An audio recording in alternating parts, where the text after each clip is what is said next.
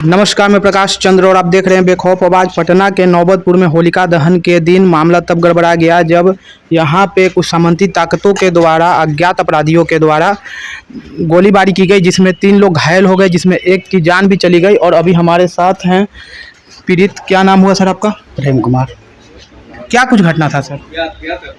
घटना कुछ इसी प्रकार था। बाजार गए हुए थे चाचा जी।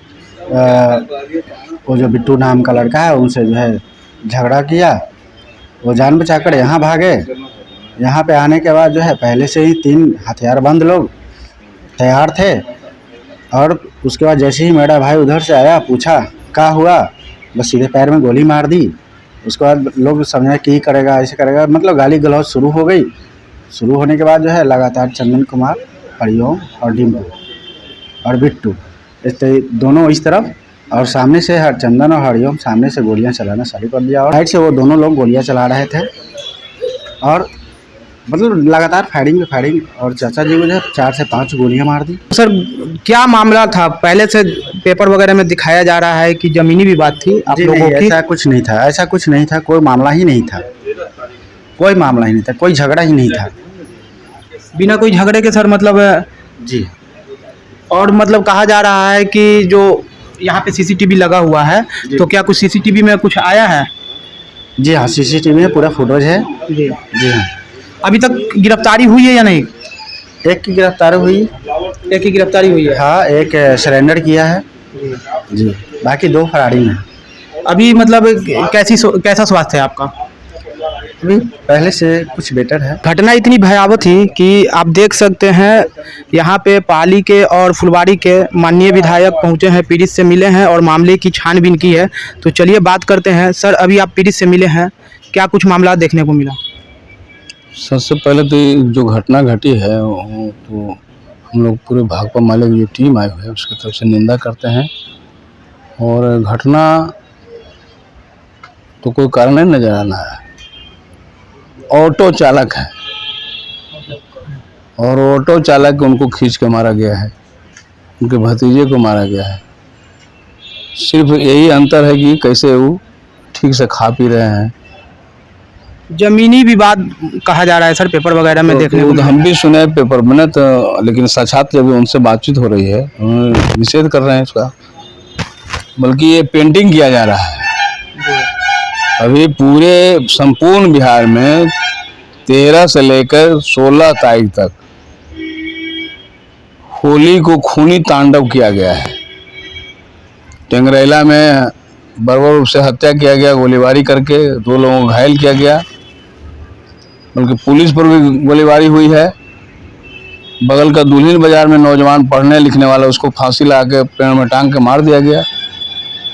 भेलवाड़ा मुसहरी में जहाँ पर दबंग लोगों ने मुसहर समुदाय के लोगों को चढ़ करके पीटा है। उनके घर द्वार में जितने अनाज थे सबको तोड़ फोड़ दिया है, छितरा दिया है, पानी पीने वाला तक भी तोड़ दिया है। स्मार्ट मीटर नीतीश बाबू लगा रहे उसको भी तोड़ दिया है लोगों ने। सुशासन की सरकार कही जाती है। पीटा जो मुसहरी है वहाँ पर पुलिस लोग दबंगटा ढाया शराब के नाम पर। चौतरफा संपूर्ण बिहार में आप सिवान की घटना देख सकते हैं, आरा की घटना देख सकते हैं। संपूर्ण बिहार में कानून व्यवस्था फेल है। सुशासन की सरकार में कानून व्यवस्था फेल, कहीं भी सुशासन नजर नहीं आ रहा है। अगर सुशासन रहता तो इनके 2 पुलिस वाले मारे गए। तो चौतरफा है। पुलिस वालों के साथ भी मामला सुनने को मिला। हाँ, ये भी हुआ, 2 लोग मारा गया है जी। 2 इनके नियंत्रण से बाहर हैं। जिस तरह से नीतीश बाबू ने खाद पानी दे करके भारतीय जनता पार्टी से हाथ मिलाने के काम किया गया, वो सारे अपराधी आज तांडव मचाना शुरू कर दिए हैं। ग्रामीण इलाके से लेकर शहर में, ग्रामीण इलाके में जो सामाजिक न्याय की ताकतें, जो परिवर्तन की ताकतें जो लड़ करके भगाने का काम किए, वो फिर कहीं न कहीं डबल इंजन की सरकार में संरक्षण को मिल रहा है। और फिर से गांव में आकर के फिर से गरीबों पर हमला कर रहे हैं, पिछड़ों पर हमला कर रहे हैं। तो कहीं से भी कानून व्यवस्था का राज नहीं है, फेल है। और इनका उल्टी गिनती शुरू हो गया है। नीतीश बाबू बिहार से जाने वाले हैं, कम दिन का समय रह गया है। 2025 में चुनाव है। 2025 का चुनाव है, कम समय रह गया है, जाने वाले हैं। ये अपनी ही मौत मरने वाले हैं। और जिस तरह से उस कायपूर्ण कार्रवाई चल रही है, सामंती हमले चल रहे हैं, तो गरीब गुरबा भी चुप नहीं बैठेगा। ये जवाब देना जानते हैं, प्रतिकार करेंगे और कर रहे हैं। इसके साथ ही हम लोग पूरे पीड़ित परिवार के साथ, पूरे भाकपा माली परिवार हम लोग साथ में हैं और हम लोग बिहार विधानसभा में आवाज़ उठा रहे हैं। कल हम यहाँ से लौटने के बाद कल यहाँ प्रेस कॉन्फ्रेंस होगा और आंदोलन की घोषणा करेंगे। अभी हमारे साथ हैं पाली के विधायक संदीप सौरव जी। तो सर, क्या कुछ मामला देखने को मिला सर? देखिए, ये बहुत अफसोस की बात है कि बगैर कोई कारण के 3 लोगों के ऊपर अंधाधुंध फायरिंग किया गया। एक व्यक्ति की जान चली गई, जिनकी जान गई, उनको 5-6 गोली मारी गई है। तो ये साफ साफ दिखा रहा है कि ये सामंती आक्रोश, जातिगत आक्रोश कहीं ना कहीं उसके अंदर था। कोई और विवाद रहता, कोई मामला रहता तो एक बात थी। बगैर कोई कारण के आप गांव में देखें कि कोई व्यक्ति कैसे अपने बच्चों को पढ़ा रहा है, कैसे ठीक से रह रहा है, बस इस कारण से अगर आप उसकी हत्या कर दे रहे हैं, इसका मतलब कि इतने लंबे समय से इस तरह के लोग समाज में छिपे हुए थे। तो इसलिए सरकार इस पर एकदम तत्काल कार्रवाई करे और जो ऑटो ड्राइवर थे ललन जी, तो ललन यादव की जो हत्या हुई, उनको सरकार मुआवजा भी दे, 10 लाख मुआवजा की भी हम लोग मांग कर रहे हैं। सुनने में आ रहा है कि उनके जो पुत्र थे वो बहुत पढ़ने में तेज थे और जो 10th का एग्जाम दिए थे, बोर्ड में टॉपर था वो लड़का। समझिए, उस तरह के लड़का जो आने वाले समय में भविष्य था, उसका क्या होगा? अब उसका भविष्य भी गढ़ में दिखाई दे रहा है। बिल्कुल। क्या कोई अधिकारी से बात हुई है सर? अभी हम लोग सीनियर एसपी से बात किए, हमने कहा कि दबिश बढ़ाइए, तत्काल गिरफ्तारी तेज कीजिए और साथ ही साथ मुआवजा भी मिलवाने के लिए हम लोग बात किए।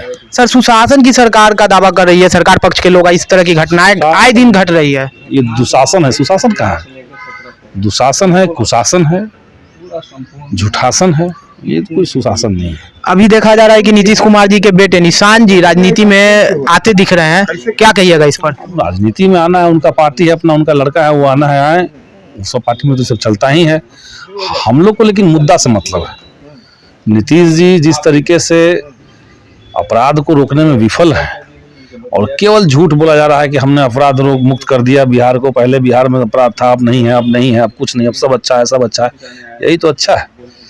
आप देखिए, हर दिन अखबार में, इतना मैनेजमेंट के बाद भी अखबार में खबरें छप रही है रोज अपराधी घटनाओं की, कहाँ कोई कार्रवाई हो रहा है? शासन पक्ष का कहना है कि जो भी घटनाएं घटती है वो तो घटती ही है, लेकिन अगर उस पर कार्रवाई नहीं की जाए तो सरकार दोषी है और हमारे सरकार में कार्रवाई की जाती है, क्या कहिएगा? कार्रवाई सभी समय के सरकार में होती है, लेकिन उस घटनाओं को बढ़ावा कौन दे रहा है, एक बात, और कार्रवाई क्या हो रही है? क्या उस बच्चे का, ललन जी का जो लड़का है, क्या उस बच्चे की पढ़ाई लिखाई आप वापस ला देंगे, न्याय दिलवा पाएंगे उसके साथ?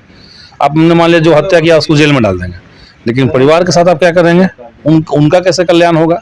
तो ये सब बातें मिला करके होती है। न्याय ऐसा छोटा मोटा चीज नहीं है कि हमने FIR कर दिया, हमने न्याय कर दिया, हमने गिरफ्तारी के लिए 2 बार पुलिस भेज दिया, हमने न्याय कर दिया। न्याय एक मुकम्मल अवधारणा है, उसको सरकार को देखना समझना चाहिए। और कल पटना में हम लोग ये सब बात रखेंगे सरकार के सामने। अभी पीड़ित परिवार से मिले आप, उसको न्याय दिलाने के लिए क्या अगला कदम उठाने वाले हैं? हम लोग विधानसभा में भी इसको उठाए हैं मैटर को। विधानसभा में मतलब ये उठाया जा चुका है, विधानसभा में हमने इसको उठाया है और हम लोग इसको आगे भी चलकर इस पर संघर्ष करेंगे। जी धन्यवाद सर। आप देख सकते हैं कि अभी हमारे साथ फुलवाड़ी के माननीय विधायक गोपाल रविदास जी और पाली के माननीय विधायक संदीप सौरव जी जुड़े थे और उन्होंने इस घटना की सख्त निंदा की है और सरकार से पीड़ित परिवार को मुआवजा दिलाने की भी आश्वासन दिया है और कहा है कि हम कल प्रेस कॉन्फ्रेंस कर इस मुद्दे को उठाएंगे। इस खबर से जुड़ी जो भी खबर आएगी हम आप तक पहुंचाते रहेंगे। आप बने रहें हमारे साथ और देखते रहें बेखौफ आवाज। धन्यवाद।